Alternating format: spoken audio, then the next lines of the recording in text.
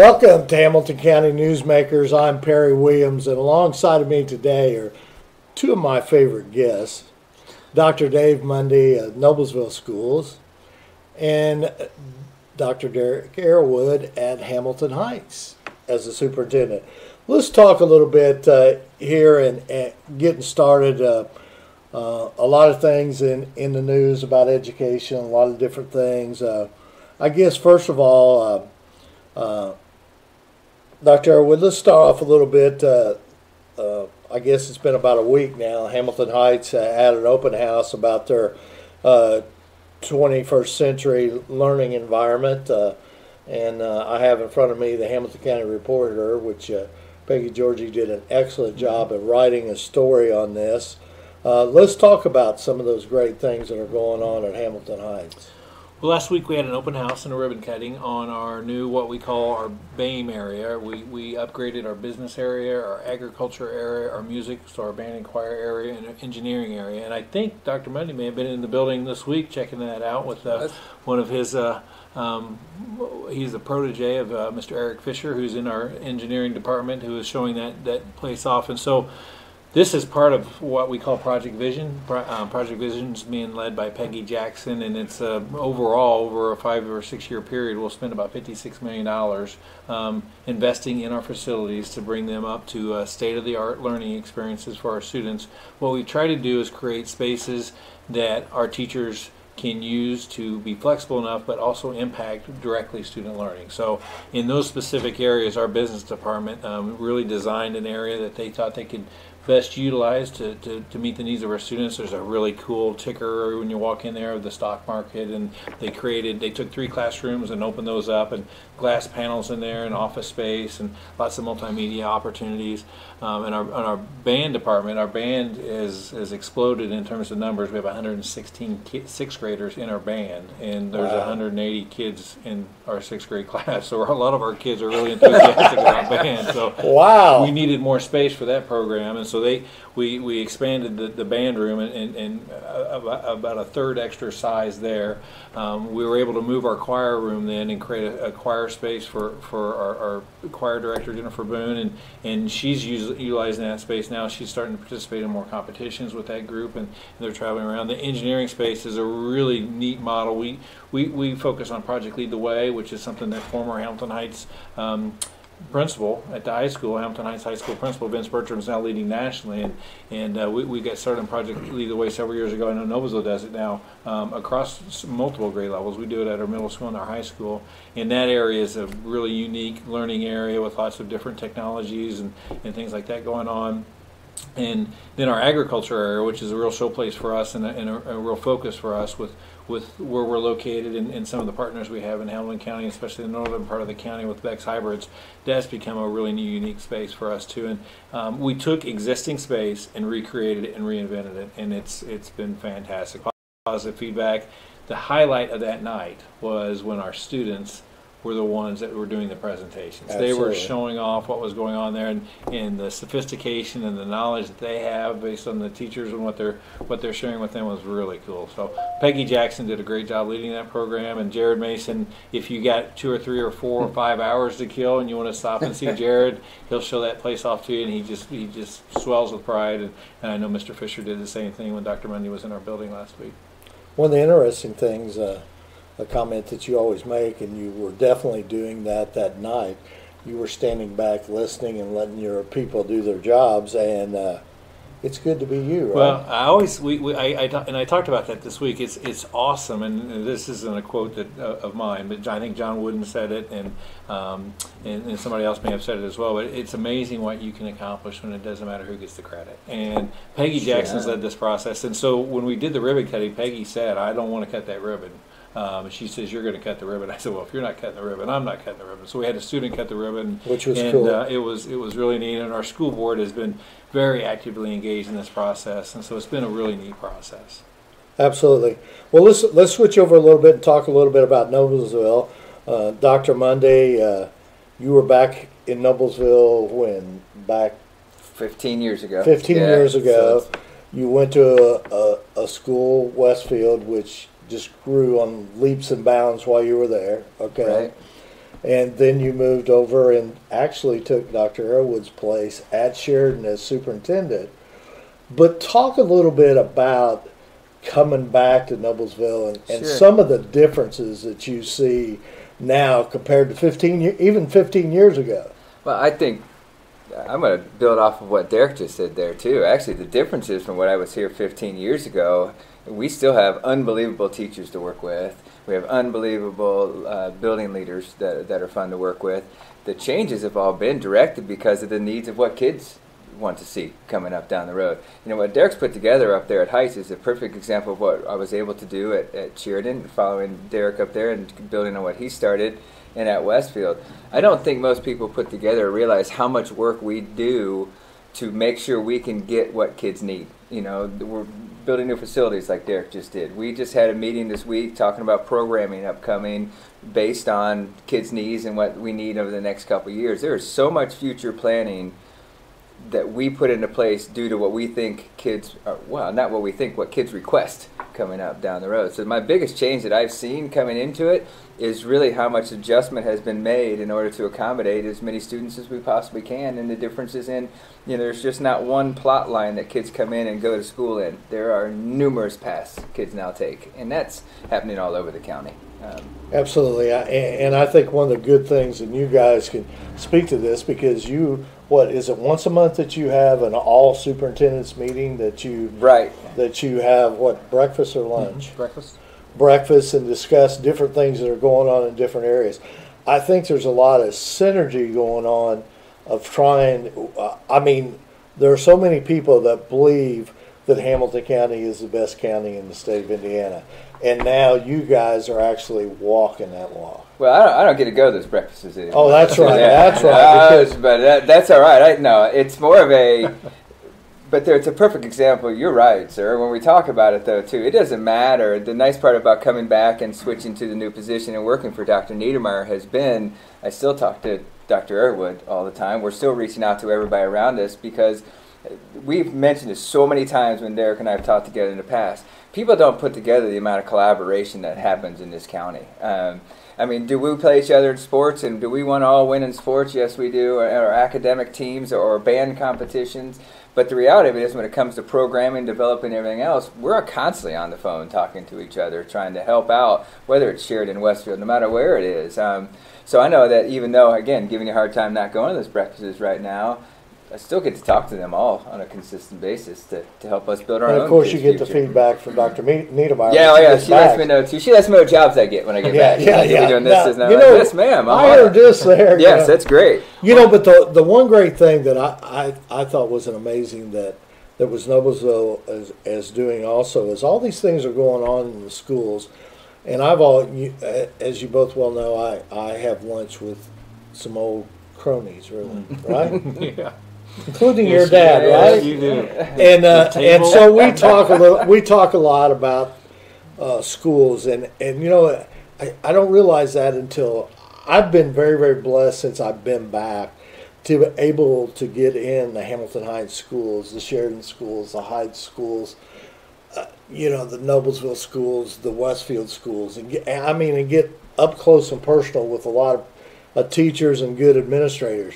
And I assure you, I tell all my friends, you know, even though those schools say Noblesville on the outside or Hamilton Heights on the outside or Sheridan on the outside or Westfield, they are totally different inside than they were when I went to school and even when you guys went to school. You know, I'm sure Carmel's a little bit different than when you went there.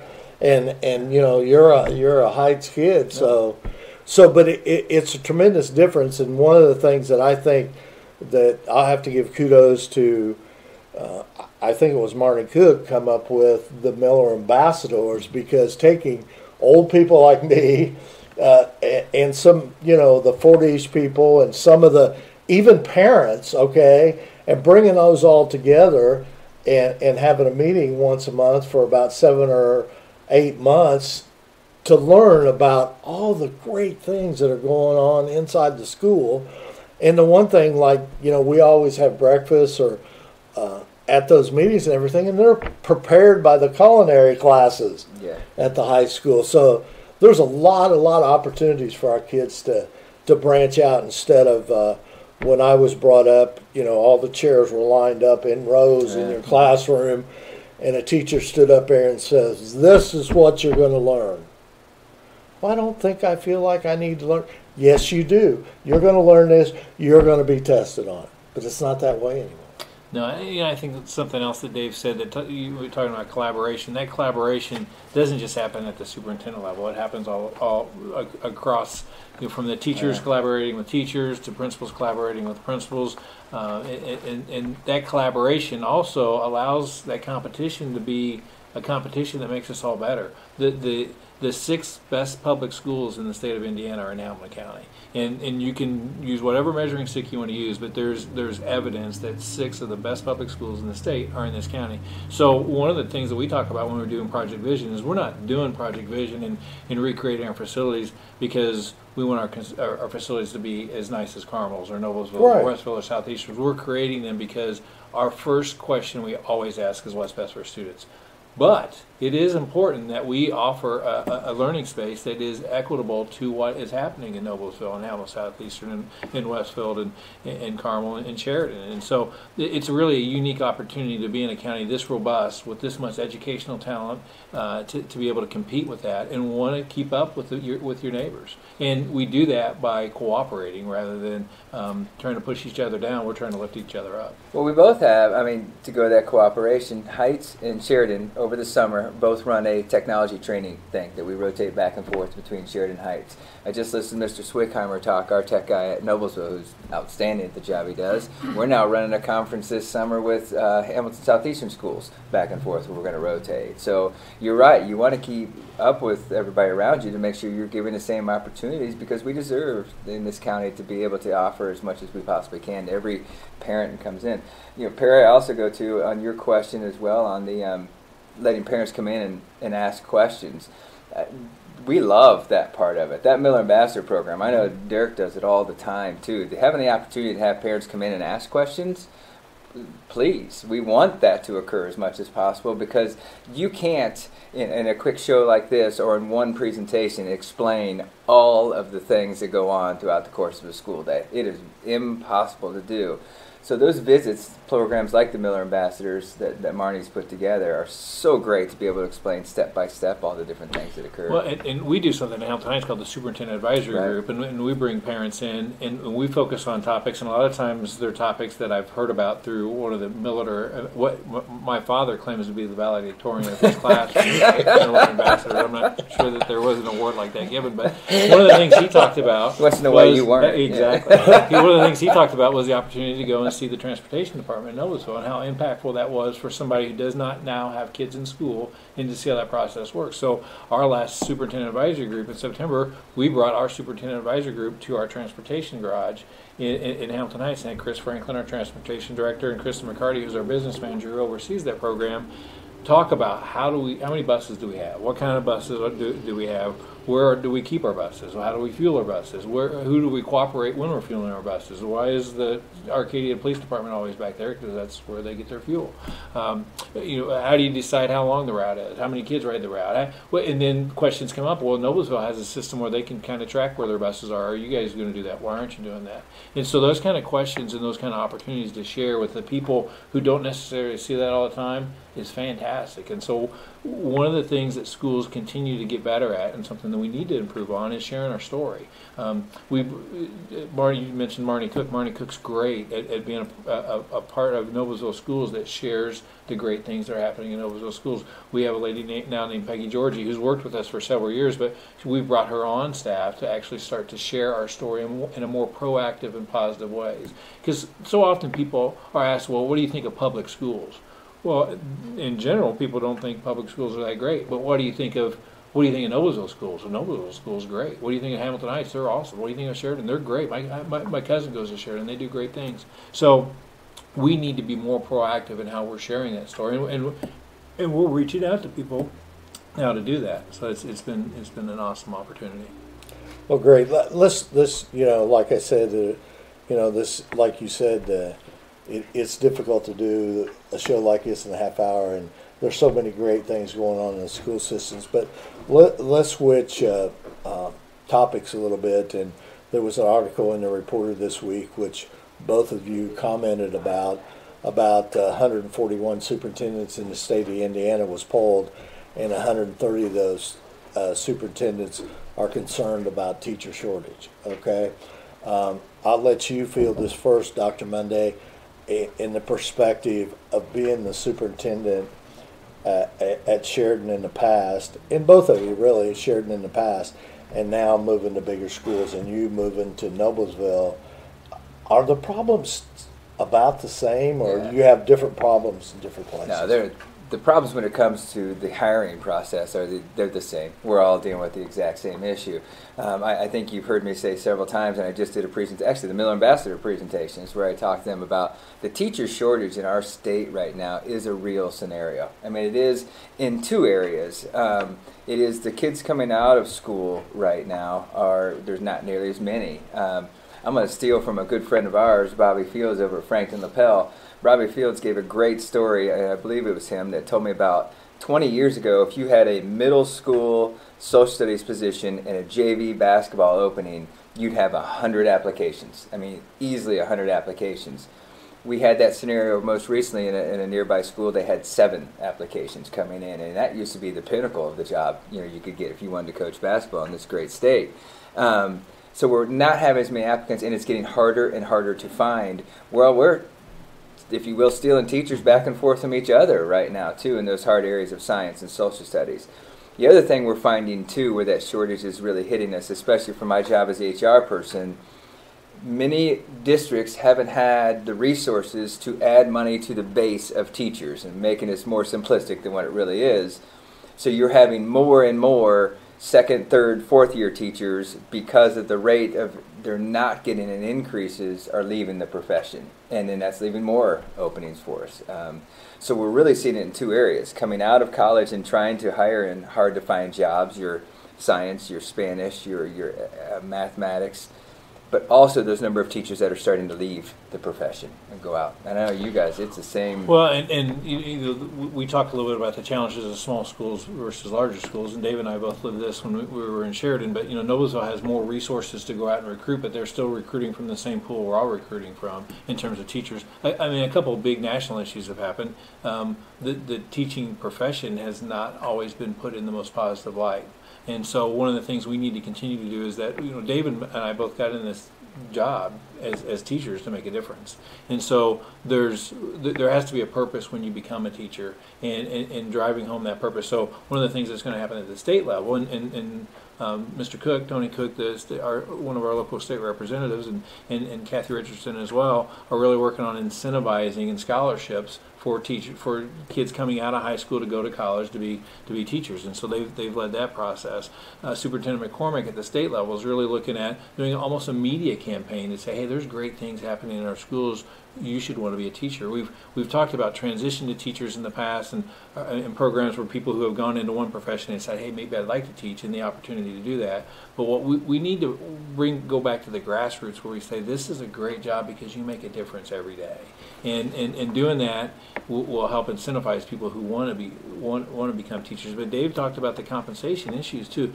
People don't get into teaching to become millionaires. That's not why people get into teaching. But we also have to make sure that we compensate our teachers to a high enough level that they can stay in that and not work 2 other jobs. And so there's those challenges as well. And we're limited by the amount of resources we have, but also we're limited by some of the rules at the state level and how we can incentivize our great teachers to continue to be great as well. I think where we are fortunate, though, and we would all agree in the county, being in Hamilton County allows us to attract, and what we totally believe are the best teachers too. Absolutely. You can't have the best schools without the best teachers. We can have every resource in the world, but we all say it all the time, if we're not fortunate and blessed to hire the greatest teachers in the state of Indiana, which we have so many of them here, and actually all of them that come across Hamilton County, that's what makes our schools great. We can have leaders that work as hard as they can.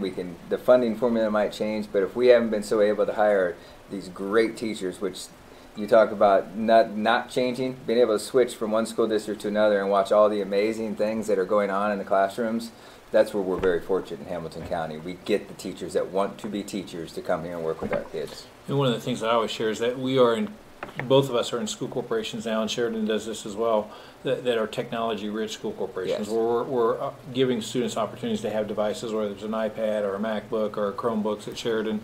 But the most important tool we put in front of a classroom every day is the teacher. And the best way we can impact the learning that happens in that classroom is the teacher. So, we work really hard to do three things: make sure we're teaching the right stuff, make sure we're assessing frequently to know our kids' learning, and make sure that we're doing teacher improvement processes and staff development and professional development to help them become even better at their craft. And we do that, going back to the collaboration piece, we do that a lot of times together, working together to allow those opportunities for our teachers to become even better. Sounds good. And the one thing about it is, I think, throwing politics aside as far as Republican Democrats, but it has to be an advantage, Dr. McCormick, living the life as superintendent and an administrative person and running a business, okay, that understands some of the needs of the grassroots teachers. I think that has to be a tremendous help to you guys. Well, I think that's a help, but we're also, and we can't say this enough, we're fortunate to live in an area between, Kathy and Tony and Senator Kinley going out, and live in an area that we have representatives that listen to us too. So above and beyond even Dr. McCormick, which has been great hearing some of her ideas, we're also very fortunate we have local people that listen to us. And we have local people that are constantly reaching out to ask about the schools. And if it wasn't for them, those changes get made through them. Absolutely. Representative Richardson helps us with that. And Todd Houston would be another good example Todd, of somebody yes, that we talk to all the time and share with them. We have a legislative dinner every year between the school corporations, and we kind of rotated around. Sheridan did it a couple of years ago. Heights has done it.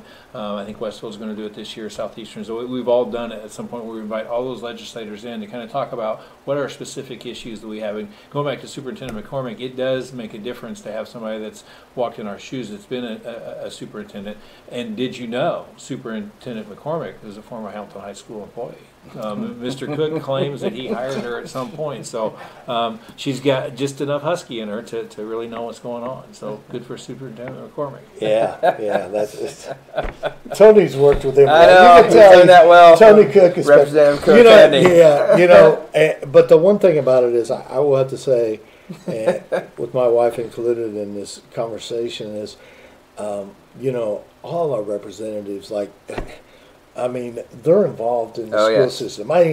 Todd Houston runs a chain gang for Hamilton Southeastern footballs. Yes. Okay, Well, I saw a certain representative up in the press box with us on Friday night too. So yeah, she was up there watching us. so Representative Richardson, and I was talking to her the other day, and she has had season tickets, I think, since 1976, and she has never missed a home football game. It was great. It doesn't matter what kind of weather.